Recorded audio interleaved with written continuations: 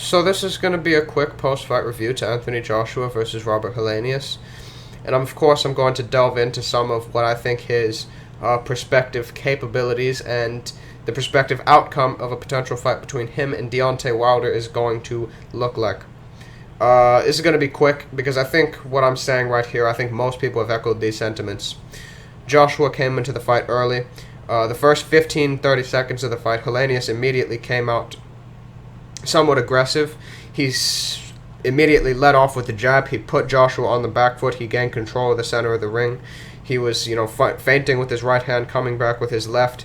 And then after that, he basically just became hesitant again. To Joshua's credit, I will say he was doing a little bit better job defending against the right hand. I thought he was getting low, lowering his center of gravity into his jab to the body. I thought he was doing a better job countering Helenius' jab, so Helenius wasn't able to set into his 1-2. But Helenius wasn't really committing to that shot either. He wasn't throwing his right hand. He didn't really show a great deal of ambition in this fight. And he really hasn't shown a great deal of ambition in his career. His biggest flaws really have been his chin, his heart, and his motor, really a bunch of different things. He doesn't really have a great deal of winning championship intangibles at all, which is ultimately what's cost him, despite the fact that he has a decent level of skill for a heavyweight. So Joshua was able to counter him, pick him off at long distance, but one of the biggest problems for Joshua in this fight was, and really one of the biggest issues for him in his whole career, is the fact that he is not good at controlling the distance. He is not a willing, proactive fighter. One of the reasons he's looked so hesitant in this fight is not only because of his depleted confidence that, obviously took a huge hit against Andy Ruiz, but also took an even greater hit in the Usyk rematch after he seemed to regain a bit of confidence in that fight, as he really had nothing to lose, having lost his belts. It's also the fact that he's slow on the front foot. He doesn't move his head, and I think he's aware of that and understands that he needs to hope that his opponents open themselves up for him at long range so that he can counter them with punches, because as a lead puncher, he's not particularly effective coming forward. He's a counter puncher naturally, and he's unwilling to close the distance and put himself in the line of fire. But what I will give him credit for, or before I get into that, Helenius was landing a great deal of jabs in this fight. He was able to bust up, swell up Joshua's eyes, and he was able to make his nose bleed, as it typically does when he takes a decent amount of punishment. His nose does tend to, bust up. He's clearly got a lot of scar tissue in his nose. He probably has a history of getting his nose busted up in sparring and things of that nature. That's clearly something that's provoked. I think he should consider getting some type of cautery, because it's a consistent issue. His nose was bleeding while he was walking out before the Jermaine Franklin fight.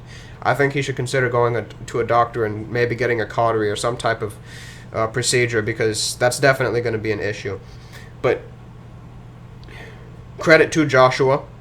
He was able to set up the knockout beautifully, dropping his lead hand low, throwing the jab down to the body, a double jab actually down to the body, lowering Helenius' lead hand and landing a peach of a right hand to knock him out. Great shot.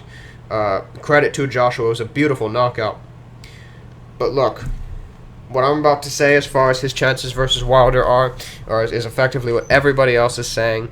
But at the end of the day, it just needs to be recited. His chances against Deontay Wilder ultimately come down to what's within him. The blueprint for how to defeat Deontay Wilder, as far as closing the distance, stepping weak side, taking away his right hand, putting him in uncomfortable positions, leaning against him, using your size advantage, targeting his body to wear him down, working the clinch effectively against him. Those are things that obviously, and that's not even to mention his flaws fundamentally as a fighter, as far as his lunging and things of that nature. All of those things, we know what Deontay Wilder's flaws are. We know what his limitations are. More importantly, so does he. He's willing to fight in a manner that suits him. He's willing to drop his right hand constantly, and he's willing to tailor his entire game plan, no matter who he fights around, on setting up the right hand to knock them out, because he knows he has historically great power, and not a whole lot else, but he has 100% confidence in his attribute. Anthony Joshua doesn't. He's a fighter who's been caught in between styles for the past few years, and in order for him to win this fight, he needs to put himself in the line of fire, because he cannot afford to try to just box on the back foot or spoil against somebody like Deontay Wilder. As was seen in the Usyk fights, he isn't Usyk. He isn't Fury. And truth be told, as an outside boxer, he isn't even necessarily a Parker type as far as his speed goes on the outside. His ability to move his head to react off of punches. He's really not that type of guy. He's not slick. He's going to get caught. Wilder also has the hand speed advantage with his right hand. So if he tries to fight at long distance, even if Wilder isn't making clean contact, the fact that Helenius was able to put him in such a cautious, circumspect position just by feinting and dropping his right hand and coming out sort of aggressive in those first 30 seconds. What do you think is going to happen when Deontay Wilder is dropping his right hand and landing it on his guard even if it's not landing flush, even if it's just landing on the guard, even if it's missing? He's going to know that Deontay Wilder smells blood, and he's going to immediately become circumspect, and that's what's most likely going to happen in that fight.